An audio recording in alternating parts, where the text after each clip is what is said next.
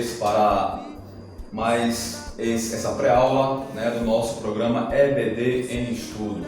Esse programa acontece na Igreja Assembleia de Deus, na cidade de Parnamirim, em Rio Grande do Norte. Temos como nosso pastor regional o pastor Elinaldo Ramos de Lima e nosso pastor local, o pastor James Costa. E para nós é um grande prazer, estamos aqui para conversarmos sobre as lições da escola bíblica dominical, sabendo e enfatizando sempre, meus irmãos, que esse programa não tem a intenção jamais de substituir a nossa EBD, mas sim ser uma ferramenta para ajudar o professor na produção da sua aula. Eu me chamo Isaías Nascimento, sou professor aqui da EBD. Estamos hoje aqui iniciando com um novo professor que vai fazer parte desse quadro aqui do nosso programa EBD Estudo, o professor Rickson. É um prazer, Rickson, ter você aqui conosco. Fica muito à vontade, né? E com certeza os alunos vão ter aqui grandes intervenções do professor.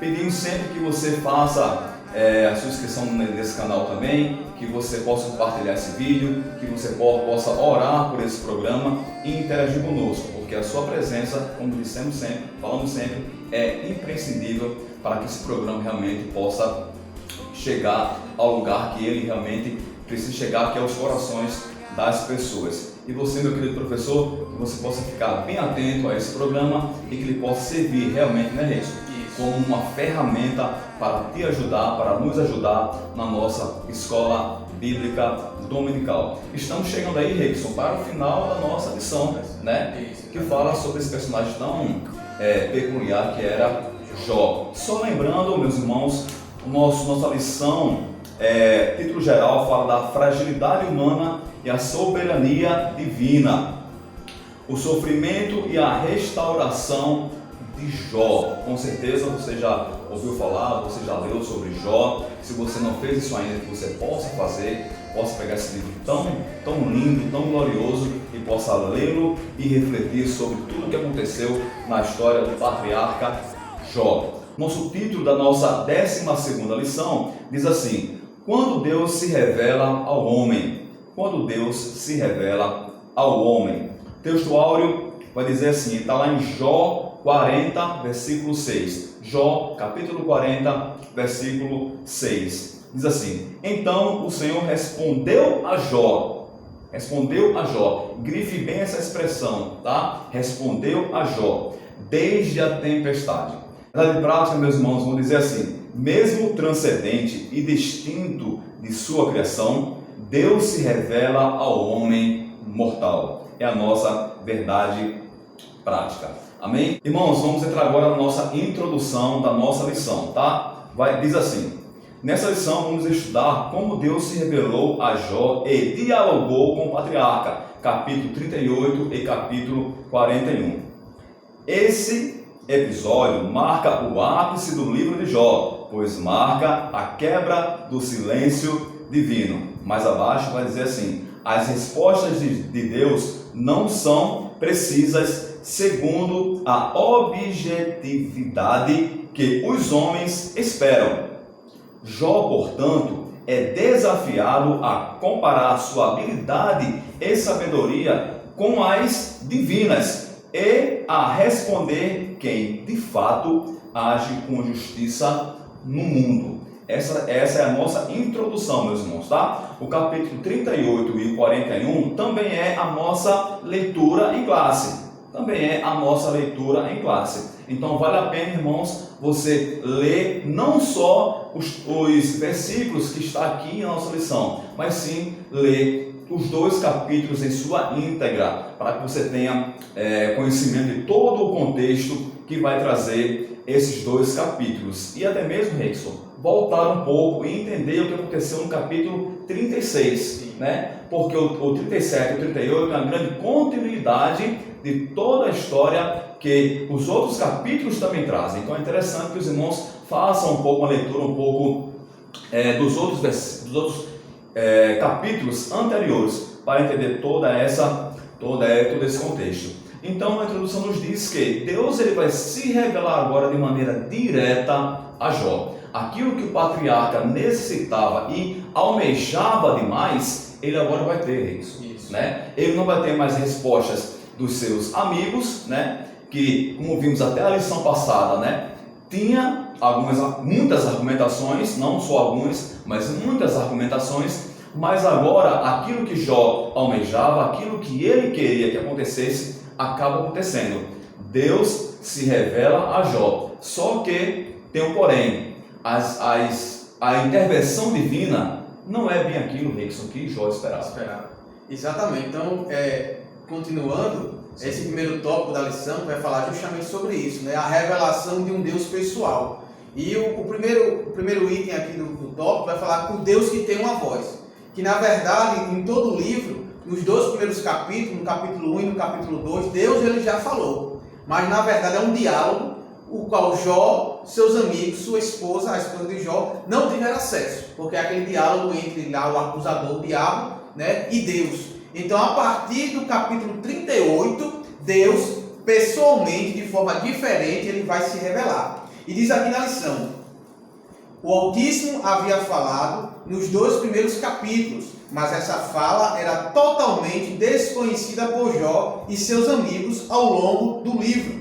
Assim, até o capítulo 38, houve muitas falas sobre Deus. Na verdade, no livro de Jó, até o capítulo 37, muitos amigos do próprio Jó vai falar sobre Deus, mas até então Deus está em silêncio, né? Deus ele não se revela, né? Até esse momento aqui. Então, continuando, vai dizer: Jó falou, sua mulher, seus amigos, todos falaram a respeito de Jó, levantaram argumentos, levantaram posicionamentos, né? Todavia Deus, o próprio Deus, não falou durante esse período. Então, esta lição vai mostrar justamente a partir do momento em que Deus ele resolve, né, ele confrontar, explicar e explanar, né, e se revelar a Jó. E a lição continua. Deus mesmo não havia falado, né, até aquele momento. Ele estava o tempo todo presente, mas sem dizer nada a Jó, até que quebrou o silêncio. Né? Então, Jó, capítulo 38, versículo 1, vai dizer: depois disso, o Senhor respondeu a Jó de um redemoinho. Então, a partir do capítulo 38, Deus, ele começa a se revelar a Jó. Então, é importante observar o seguinte, um grande detalhe, é que, ao contrário do que do que Jó imaginava, Deus não estava ausente. Né? Ele não estava ausente, ele estava presente o tempo todo, observando todos os acontecimentos. Apenas ele estava em silêncio. E a partir deste capítulo, irmão Isaías, Deus ele vai começar a dialogar e a se revelar a Jó. Deus não perdeu o controle da história, né? Exatamente. Por mais que até mesmo Jó havia pensado que Deus não estava mais presente na situação, mas Deus não havia perdido o controle da história de maneira alguma. Subtópico 2, meus irmãos, vai falar assim: a poderosa manifestação de Deus, tá? Então, como o Rex já adiantou, Deus ele se manifesta ali num elemento ali muito forte, né? E fazendo-se conhecer ali de maneira pessoal para Jó, tá? Mas abaixo nesse subtópico diz assim: o Altíssimo revelou-se pessoalmente, tá? Jó estava diante de uma manifestação teofônica de Deus, tá? Manifestação teofônica quer dizer que era a presença mesmo da divindade ali. Exatamente. Era a presença da divindade naquele local. Era uma manifestação da divindade. Então era a presença teofônica do próprio Deus. E este revela-se no meio de um redemoinho, né? Deus usa aí esse elemento natural para fazer se revelar, né? Para Jó, para que Jó realmente entendesse e conhecesse que era o próprio Jó, o próprio Deus, ali se revelando, tendo aquele diálogo agora com Jó. Essa forma de manifestação divina é confirmada ao longo das Escrituras, né? Temos vários exemplos ao longo das Escrituras de manifestações semelhantes, Rickson, né? Isso. Moisés foi assim, e outros personagens bíblicos também tiveram manifestações semelhantes a estas, né? No texto sagrado. E com Jó não foi diferente. Deus se manifesta pessoalmente. Agora, meus irmãos, não são mais os amigos de Jó com as suas teologias meramente humanas, tá? Não, é o próprio Deus agora diante do patriarca se revelando e mostrando, Rickson, os propósitos divinos em toda aquela situação, em toda aquela história, e se revelando como Deus que ele, Jó até sabia disso, que era um Deus totalmente soberano. Então é esse diálogo que a partir desse momento, meus irmãos, na lição nós vamos começar, não é nem um diálogo ainda, né? Porque Jó não responde. Isso. Né? Jó ele não se sente confortável ali com a intervenção divina de responder. E eu já adianto, não existe homem, não existiria homem nenhum que conseguisse responder a Deus ali. Ao longo da nossa lição nós vamos saber por quê, né? O argumento de Deus era muito forte.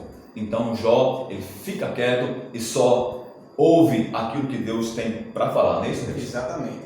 Então agora o subtópico 3, né, vai dizer o Deus que está presente. Então essa manifestação, que foi um redemoinho, no caso específico de Jó, ele vai mostrar o seguinte, a ideia de tanto Jó como seus amigos, né, do capítulo 3 ao capítulo 37, tem essa ideia justamente de um Deus todo-poderoso, um Deus soberano. Então essa imagem, ela se concretiza através de um redemoinho. Então a percepção daqueles de Jó e de seus amigos era desse, justamente tinha essa imagem de Deus, né? Um Deus, o El Shaddai, né? O Deus todo-poderoso, um Deus soberano. E que de certa forma, na percepção deles, não na percepção deles, na percepção deles, humana, tinha esse Deus de certa forma poderoso, mas de certa forma um pouco distante do homem, um Deus até certo ponto frio, né? Na perspectiva dele, né? Então ele via um pouco Deus distante, certo? Então, que até certo ponto eles achavam ser um Deus indiferente. Então Jó e seus amigos também percebiam, na perspectiva humana, que Deus poderia ter abandonado, que Deus não estaria observando o sofrimento de Jó, que Deus teria virado as costas ao próprio Jó, porque ele é todo poderoso, ele é soberano, e que talvez não se importasse, né, com um ser humano, com a figura, com o sofrimento de Jó, né? Mas vamos observar que não é bem assim, isso era a percepção deles. Então, aqui vai dizer o seguinte, que já quase no final do subtópico vai dizer, nesse contexto, Jó clama por encontrar a Deus, né? Que foi o que aconteceu em lições anteriores. E esse era o grande dilema de Jó, né? Ter esse encontro, esse diálogo, perceber realmente Deus era o que ele precisava, né? Dessa manifestação. E vai dizer o seguinte, o patriarca nada sabia dos bastidores celestiais, onde o diabo apostou a sua falta de integridade. Ele não sabia a razão do silêncio de Deus. Então Deus, ele até aquele momento estava presente, mas não se manifestou. Mas ele não sabia qual era essa razão, né? O que teria acontecido antes, que era justamente a prova, né, da integridade de Jó, professor Isaías. Então Deus ele manteve em silêncio, porque até certo ponto ele estava observando o que iria acontecer com Jó, né? Estava colocado à prova, né? Deus não abandonou Jó, mas ele estava a observar até que ponto ia a sua fidelidade, a sua integridade, né, para com ele. E aí continua, para ele, né, no caso de Jó, o Criador se escondeu para não ouvir sua defesa. Mas o grande propósito do livro de Jó revela que mesmo quando estamos às escuras, Deus está presente e próximo de nós, né? Então este aqui é a grande mensagem, a grande lição aqui desse primeiro tópico, né? Desse primeiro item aqui da lição, em que Deus ele se importa com a sua criação. Observamos lá no Éden que Deus, ao criar o homem, não abandonou a sua criação. Ele se manifestava, ele, ao entardecer, conversava com o homem, né? Até a queda do homem ele ir lá conversar. Então ele é um Deus criador, todo-poderoso, o El Shaddai, mas que ao mesmo tempo ele vai lá, interfere, ele dialoga, ele conversa, né? Ele se importa, né, com tudo aquilo que cerca a sua criação, e principalmente o homem, né, que é a coroa de sua criação.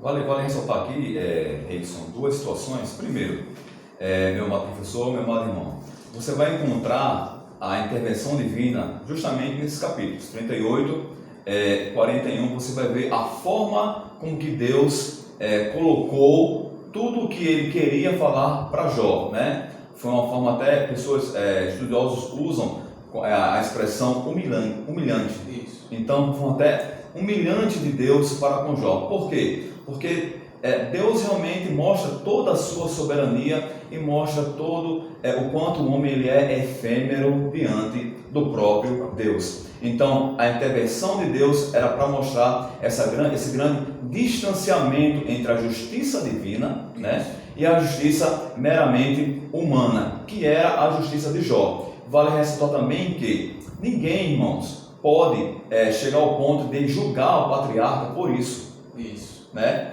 Jó, ele realmente achava que Deus o tinha abandonado. Jó realmente achava que Deus estava afastado, que ele tinha se escondido da argumentação, da defesa de Jó, que ele não queria ouvir Jó, e Jó queria realmente uma satisfação. Jó queria uma satisfação para saber o motivo real do sofrimento dele, né? Porque a teologia, e essa teologia influenciava demais, inclusive o próprio patriarca Jó. Ele vivia naquele contexto religioso que dizia que Deus, ele dá boas coisas para aquele que faz o bem e dá coisas ruins para aquele que pratica o mal. Então essa também era a base teológica do próprio Jó. O Jó ele sabia que Deus atuava dessa maneira, né? E até mesmo para nós lembrarmos também que quando Jó estava na situação confortável da sua riqueza, da sua prosperidade, ele tinha em sua mente, né, e isso é um parênteses nosso, ele tinha em sua mente que ele havia sido muito abençoado porque ele era um homem que merecia ser abençoado. Seria algo quase como algo meritório. Meritório demais.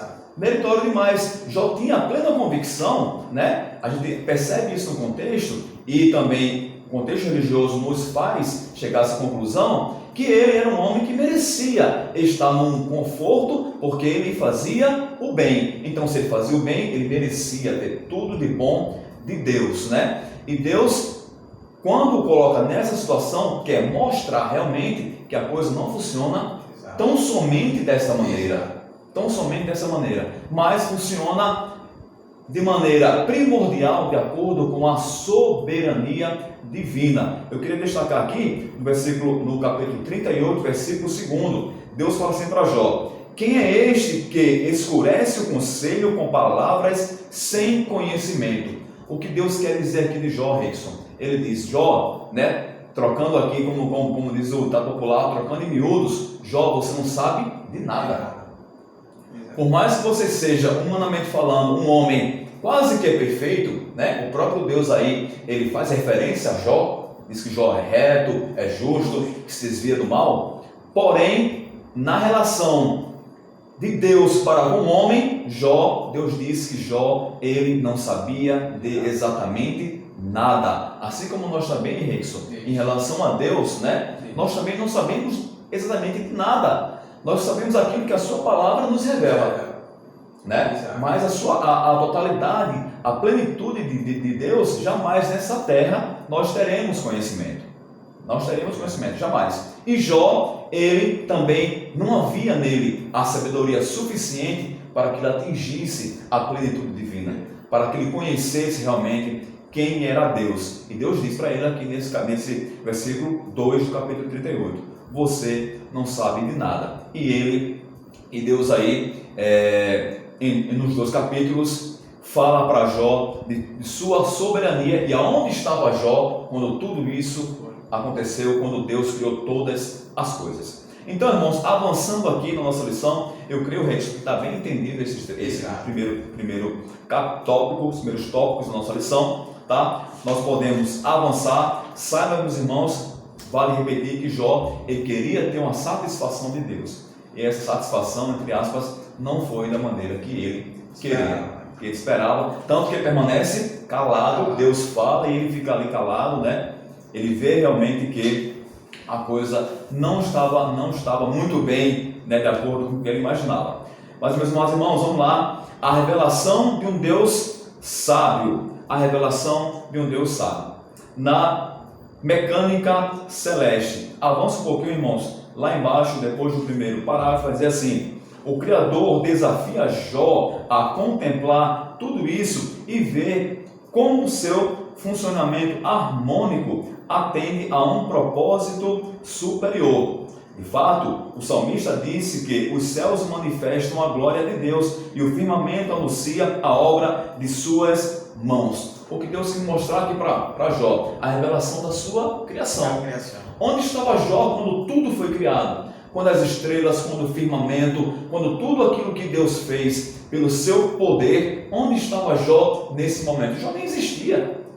Quem era Jó? Era nada, não era nada, né? Era nada. Então, Deus mostra a Jó que Ele é o Criador de todas as coisas, que Ele é o Deus que pode todas as coisas e Ele é o Deus que sabe de todas as coisas de maneira infinita e que todas as coisas que existem na criação, inclusive a vida de Jó, estava debaixo da soberania dele.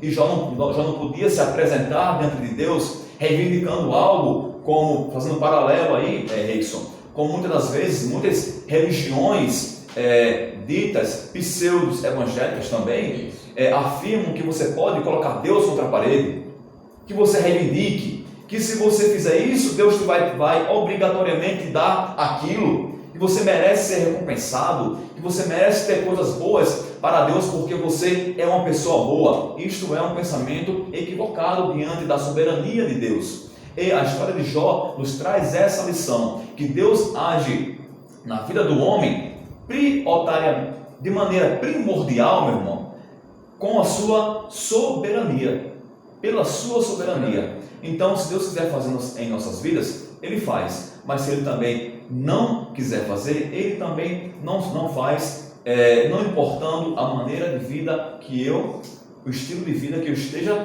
vivendo aí. É isso, Sérgio? Exatamente. E então, continuando, né, vai mostrar aí no capítulo 38 que Jó nada sabia do mar, do sol, das estrelas, onde estava a base. Deus ele vai começar a destrinchar. Onde é que você estava, Jó? Que eu coloquei o limite do mar. Onde você estava quando eu nomeei as estrelas? Onde é que você estava quando eu coloquei os alicerces da terra? Então, se Jó não sabia nada da estrutura da criação, de como foi feito, né, o subtópico vai dizer, o 2, na dinâmica da vida. Também Jó não entendia a dinâmica da vida, a harmonia da criação.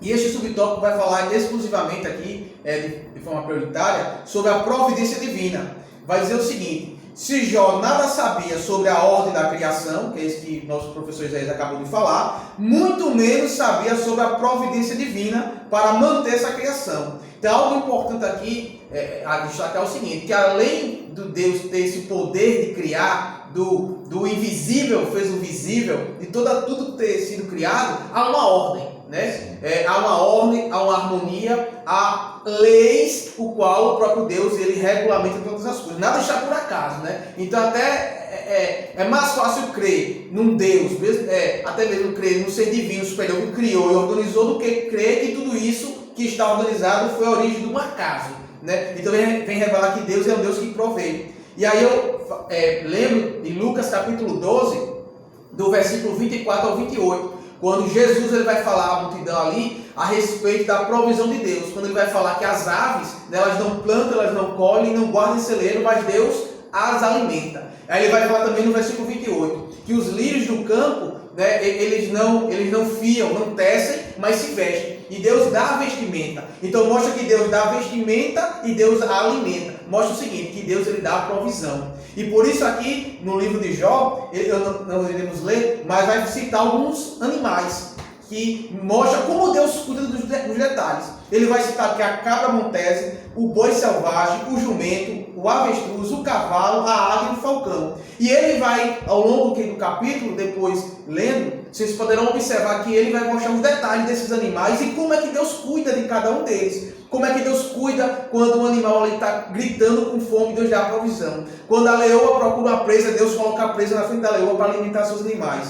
Como o cavalo não tem medo, né? O animal de guerra ele não tem medo de escudo, de espada, porque Deus desprovê ele de medo. Assim como também a avestruz, com pouca inteligência que Deus assim o fez, coloca seu ovo lá e pensa que ninguém vai roubá-lo. Então mostra que todo animal tem uma característica, que essa característica foi dada pelo próprio Deus. Isso quer dizer o quê? Que Deus ele provê, ele cuida, e se Deus cuida dos animais, como o próprio Jesus diz lá em Lucas 12, quanto mais de vós, homens de pequena fé. Né? Então mostra que nessa perspectiva Jó estava errado, né? Que Deus ele cuida, ele cria, ele organiza, e Deus ele tem um controle, né? O comentarista aqui da lição vai dizer o seguinte, está claro que há uma providência divina que preserva as coisas criadas. Então, ao contrário do que muitos estudiosos acreditam, até eu concordo que existe um Deus que criou e que depois da criação Deus abandonou. Não. Deus, ele criou, tem a criação,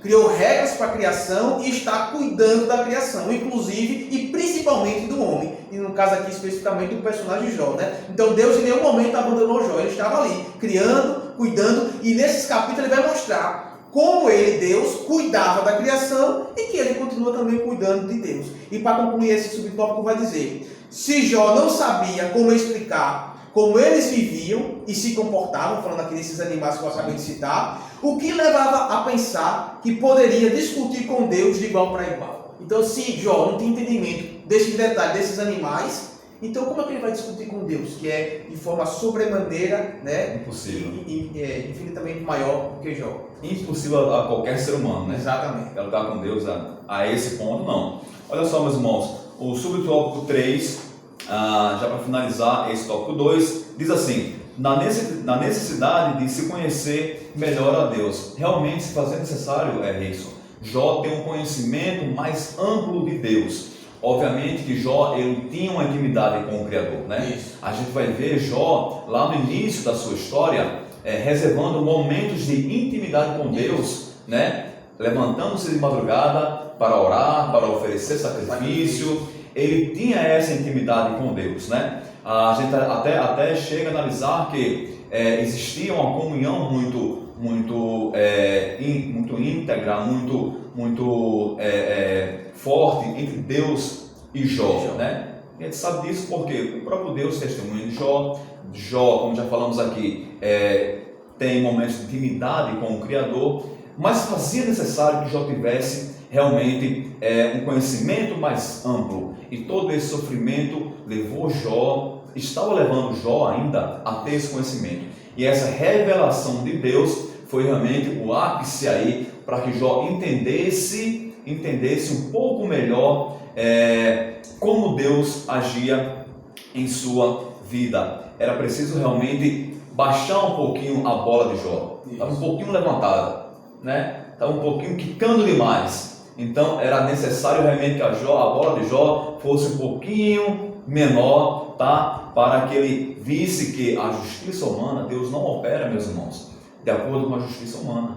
Deus opera de acordo com a sua própria justiça.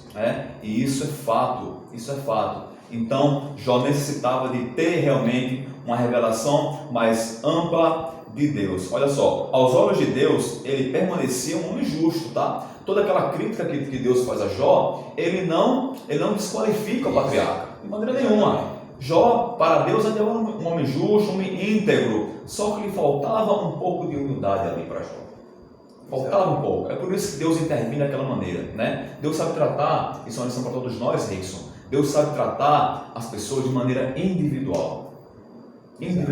Deus conhece os nossos corações. E Deus sabia que no coração de Jó ainda existia um pontinho ali de orgulho que precisava ser arrancado do patriarca, né?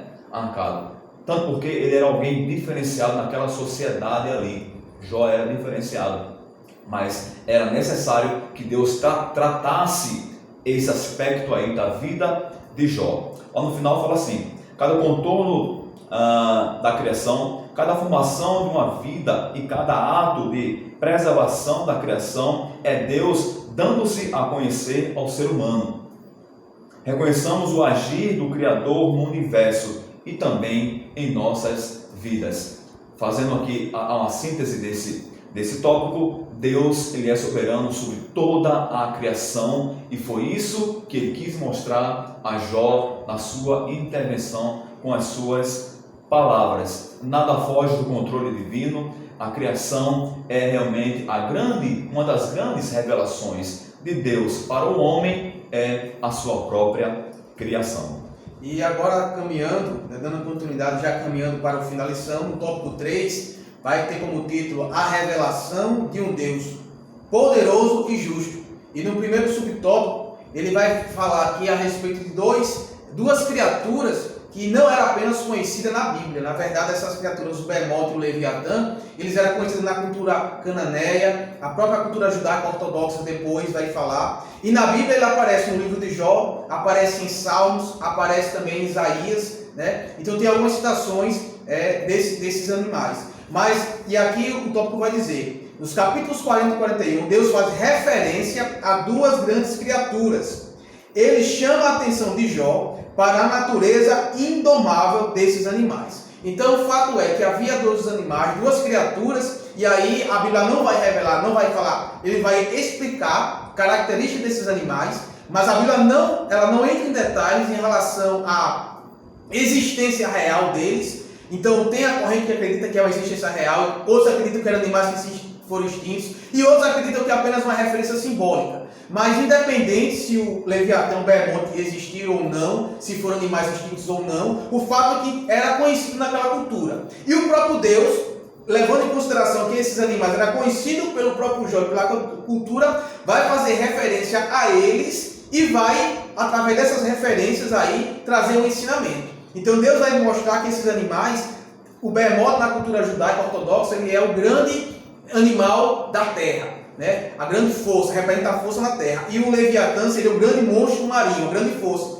É tanto que em Apocalipse também haverá aquela besta que sobe da terra, a besta que sobe do mar. É uma formação também simbólica de representar esses animais.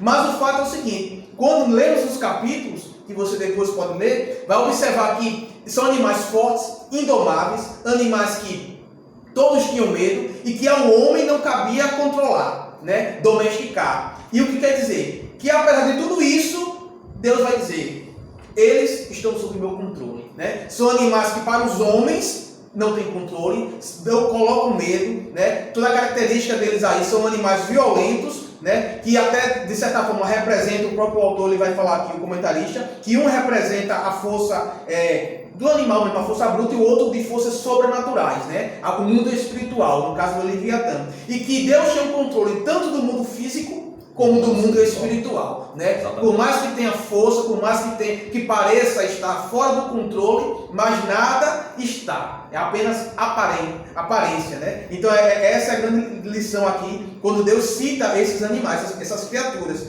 E ele vem falar no final aqui, que o Behemoth e o Leviatã representam o ápice da força, tanto natural como sobrenatural. Assim como é o inexplicável e maravilhoso mundo criado por Deus, né? Um mundo inexplicável e maravilhoso.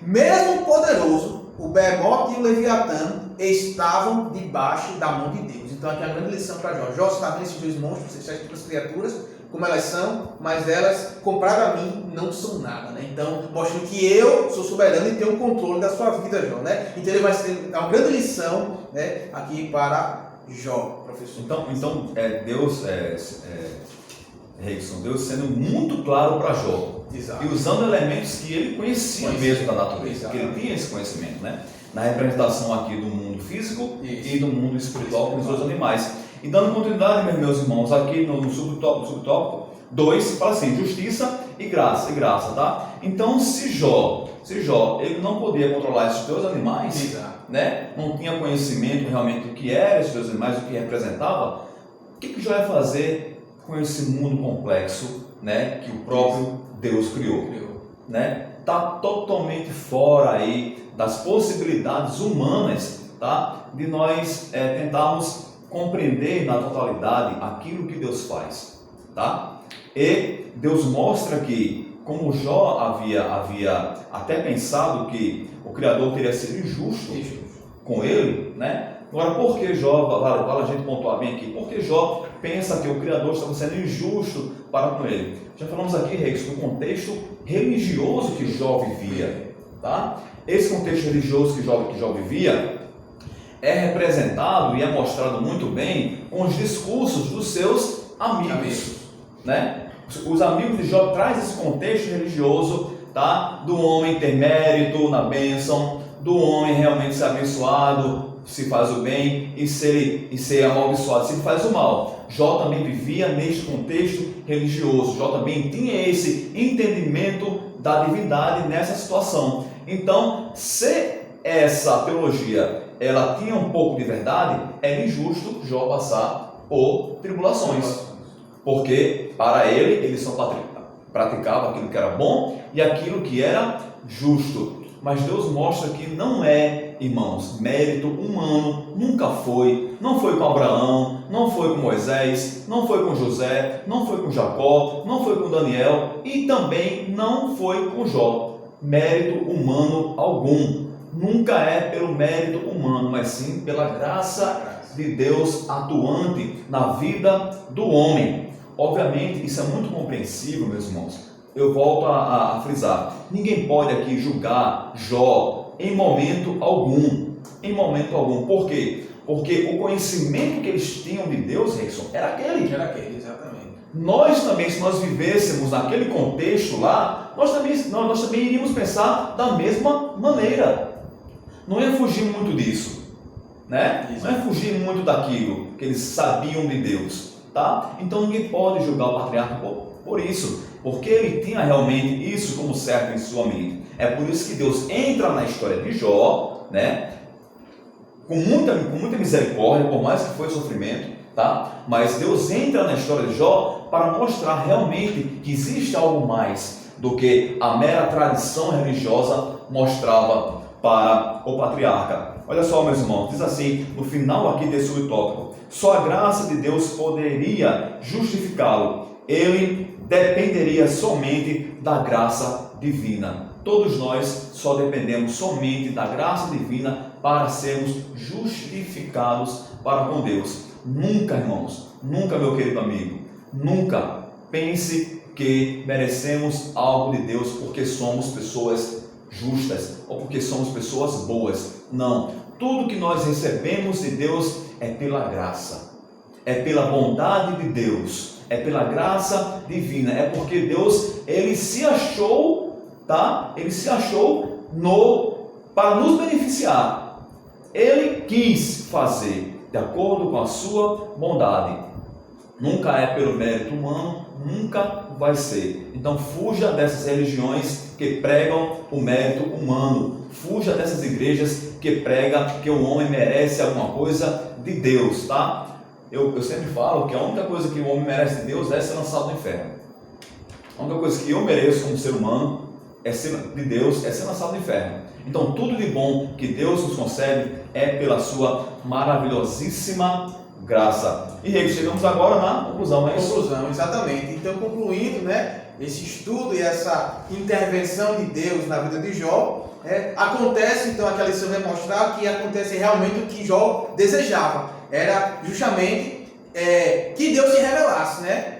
Mas não, como foi dito no início, não foi da maneira que Jó pretendia ou esperava, mas Deus ele se revelou, né? E aqui vai falar aqui na conclusão: o que Jó tanto desejava finalmente aconteceu, o encontro com Deus. Este, né, se revelou a Jó, não para recriminar, né? Vale salientar que não foi para recriminar, mas para revelar-lhe o quão imperfeito ele era e o quanto conhecia pouco acerca da majestade divina. Então, essa revelação vai mostrar o quanto, não era para recriminar, não era, né, mas era para mostrar quanto ele era imperfeito, Jó, o quanto ele conhecia, mas conhecia pouco a respeito do próprio Deus, né? Embora seja um homem justo, um homem reto, o próprio Deus testificou dele, mas ele conhecia pouco a respeito de Deus, né? E por isso Jó ele fica calado em silêncio, observando realmente a sua insignificância perante toda a autoridade de Deus. E aí vai concluir o seguinte: o Criador mostrou a Jó que, apesar de seu silêncio, ele sempre esteve presente e no controle de todos os acontecimentos, cabendo, portanto, ao homem louvá-lo em toda e qualquer situação, né? Tendo esse conhecimento que, embora possa aparecer aos olhos humanos o silêncio de Deus, que ele esteja distante, ele não esteja interessado na sua situação, mas cabe a nós louvar e entender pela fé que ele está no controle, ele está observando pela sua onisciência, onipresença, e ele tem todo o poder, né, que assim o queira, de interferir e de fazer conforme a sua soberania. Exatamente, Deus. Nessa situação, o Jó ele representa toda a humanidade, né? Todos nós. Meus irmãos, chegamos ao fim de mais uma lição, tá? Foi um prazer realmente estarmos aqui, podendo passar algo para você, meu querido professor, para que você possa produzir a sua aula da melhor maneira possível. Assista essa pré-aula, leia realmente os capítulos que fazem referência a toda essa situação, tá, meus irmãos? Leia toda a revista e tenha aí a melhor aula que você possa realmente prestar para os seus alunos. Inscreva-se no nosso canal, como já falamos, tá, meus irmãos? É muito importante. Esteja sempre conosco, porque esse programa ele depende primeiramente de Deus e também da sua ajuda. Amém? Amém. Deus abençoe a todos. Não sei ficar.